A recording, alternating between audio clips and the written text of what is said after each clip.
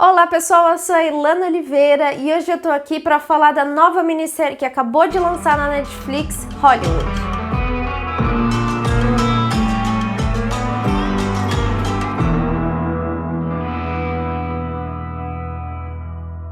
Devo confessar que eu estava muito empolgada para essa série, eu já estava acompanhando há algum tempo, vendo foto de set de filmagem, tava analisando bastante coisa, eu tava bem empolgada com o elenco. E uma coisa que me atrai muito, sempre me atraiu muito, foi o ofício de Hollywood. É uma coisa que, por trás das câmeras, é uma coisa que eu sempre gostei, né? Não é à toa que a gente tá aqui com o canal. Mas quando existe uma série sobre isso, sempre me chama bastante atenção, então eu tava acompanhando não só por ser do Ryan Murphy e ele ter feito um comeback muito forte aí na indústria, eu queria saber bastante como que ele ia abordar todo esse universo. Essa série tem muitos personagens. É uma coisa que vai além do imaginável.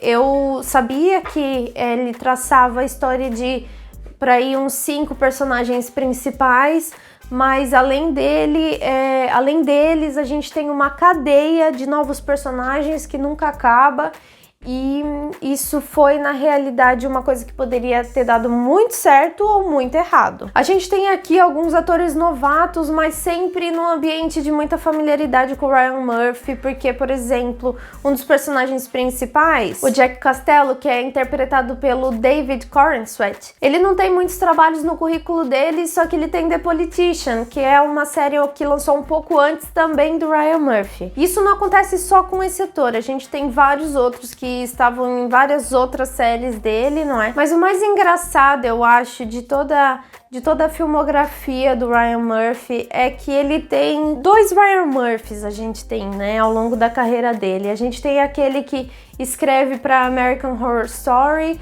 a gente tem aquele que fez o caso de O.J. Simpson, ao mesmo tempo que a gente tem o cara que fez Glee e o cara que fez Pose. Então Hollywood, ele na realidade veio para tentar misturar um pouco desses extremos que a gente vê na filmografia do Ryan Murphy. E na realidade eu acho que ele não conseguiu misturar tão bem, ele não conseguiu ter nada de O.J. Simpson ou nada de muito longe de American Horror Story. Então a gente tem, claro, uma Hollywood muito mais crítica, né? Uma série muito mais crítica, como Pose, mas ela ainda tem essa luminosidade e esse olhar próprio do Ryan Murphy sobre a própria indústria. Porque isso é uma coisa que a gente vê muito em todas as séries dele, né? Todos os projetos dele, ele que fez Field. Então, sim, a gente tem aquele olhar crítico bem característico do Ryan Murphy. Só que uma coisa que eu acho que faltou nessa série foi sutileza. Tudo que ele aborda com muita comicidade nas outras séries dele, aqui eu acho que ele fez muito esforço para construir uma história numa mensagem, ao invés de uma mensagem derivada da história que ele pensou. E qual o problema disso? Muitas vezes você tem várias cenas nessa série que forçam o drama, forçam o emocional, forçam o sentimentalismo por conta de tudo aquilo que ela representa. E é óbvio que nada dessas mensagens aqui são inválidas, são todas super válidas, e é super interessante você analisar uma Hollywood pós-Segunda Guerra Mundial do ponto de vista da própria indústria, que era muito problemática, muito tóxica, muito problemática em vários âmbitos, né? Desde a produção, do dinheiro, a separação do norte e sul, a aceitação com a comunidade negra era praticamente nula, né? Ainda existia aquela fase da separação no bebedouro de negros e brancos. Então é muito interessante você ver esse tipo de coisa e ver para onde que Hollywood hoje em dia talvez tenha evoluído em alguns aspectos, né? Com várias campanhas, por exemplo, o Oscar So White, o Me Too, o caso do Harvey Weinstein, a gente sabe disso, Mas eu acho que quando você vai falar sobre esse tópico, vai falar sobre esses assuntos, você precisa fazer isso de uma maneira construtiva. E aí a gente entra então na criação e na construção da maioria desses personagens, que é óbvio que a gente tem os personagens principais, mas muitas vezes você não sabe de onde ele vem. E, por exemplo, o personagem da Laura Harrier, eu queria saber muito mais de onde ela vem do que o personagem do Jake Pickens, por exemplo, porque eles são bem diferentes entre si. E essa diferença mostra bastante o âmbito dessa série, porque ele cria essa Hollywood alternativa. A gente sabe que a primeira atriz negra a ganhar um Oscar de melhor atriz principal foi a Halle Berry, recentemente. Mas então ele faz outras coisas, ele propõe mudanças para demonstrar que Hollywood podia sim ser um lugar onde se quebra barreiras e onde se atinge os seus sonhos. Mas, por exemplo, o personagem da Laura Harrier, que é a Camille, ela é muito diferente do personagem do Rock Hudson, que é baseado em fatos reais. O Rock Hudson viveu e era gay e todo mundo sabia disso. Só que ele propõe... só que então, pro Rock Hudson, ele faz ele aborda um pouco mais da onde ele veio, para demonstrar mais quem ele é, sendo que isso eu acho fácil na internet. E ele faz isso muitas vezes muito falado, que eu sempre falo aqui que eu não acho nada interessante, do que eu queria saber um pouco mais da Camille e de onde ela veio e da família dela e como que ela chegou lá, que seria muito engrandecedor também. Não só o resultado da sua trajetória, mas toda a sua trajetória. Porque ela, sim, é um personagem inventado, é um personagem fictício para aquela história. O elenco tem uns nomes bem interessantes, né? A gente sabe que a Laura Harrier tá aí há um tempinho já, mas nunca fez nada muito grande.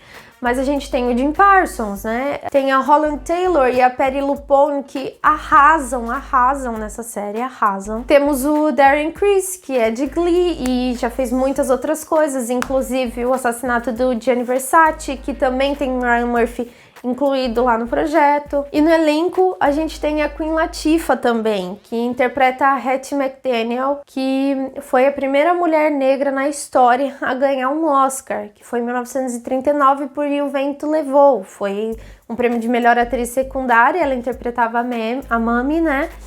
E aqui ela tá... claro que a Queen Latifah e ela são extremamente diferentes, não são nada parecidas fisicamente, mas eu acho que não teria hoje em dia uma pessoa melhor para fazer a Hattie e fazer essa homenagem que eu achei que foi tão linda e tão profunda.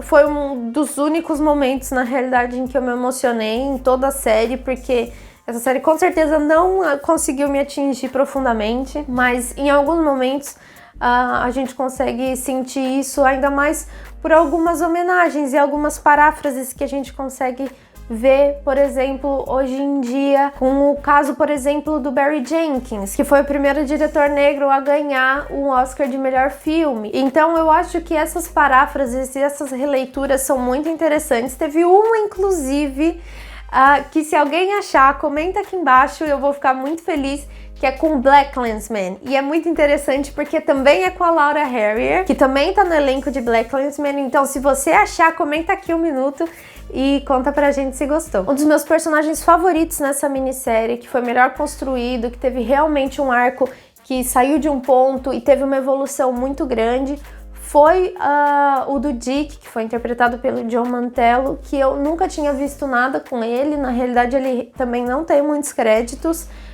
no currículo, mas eu acho que a capacidade dele de demonstrar emoção e toda essa construção fizeram com que ele fosse um dos meus personagens favoritos, e eu acho que foi isso que faltou para muitos outros. Uma parte também que me decepcionou um pouco foi a direção de fotografia dessa série, impressionantemente. Ela tem altos e baixos, não sei como que isso acontece, não consegui ir a fundo para descobrir se houveram 2 diretores ou se teve alguma treta aí no meio, nessa hora de produção, mas no começo a gente tem uma direção de fotografia muito mais apoiada nas luzes neon, muito mais com aposta nas cores, e no final da série o negócio começou a cair E teve uma hora que foi muito claro pra mim que parecia a luz do sol, mas era uma luz branca horrorosa batendo na cara do homem.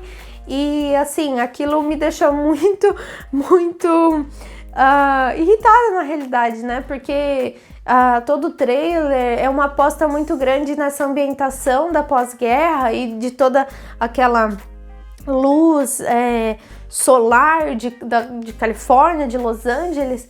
Então isso na realidade para mim eu não imaginei que seria tão aos tropeços assim como foi ao longo da série toda. No final das contas, Hollywood poderia ter sido muito melhor se não tivesse se enrolado nas próprias pernas e se não tivesse criado tantos personagens secundários e que se enrolasse na própria narrativa.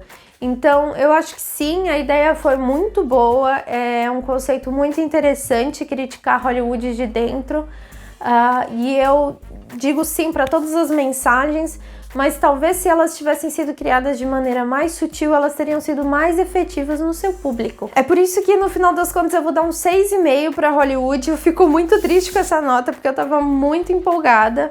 Mas é uma minissérie, não sei se vai ter uma segunda temporada, a gente nunca sabe muito bem como funciona isso. Então, talvez se existir uma segunda temporada eles consigam afunilar melhor as suas histórias e apostar realmente naquelas que valem a pena. Então, é isso, pessoal. Não esquece de deixar o like nesse vídeo se você gostou. Não esquece de comentar aqui, não só a cena lá que eu falei, ver se você descobre, mas também aquilo que você achou da série. Se inscreve no canal, isso ajuda muito a gente. A gente também tá em todas as redes sociais, Instagram, Facebook, Twitter. A gente tem um podcast muito interessante também, então não esqueça de dar uma rodada aqui no canal depois e fora também. Então é isso, pessoal. Muito obrigada, um beijo e corta!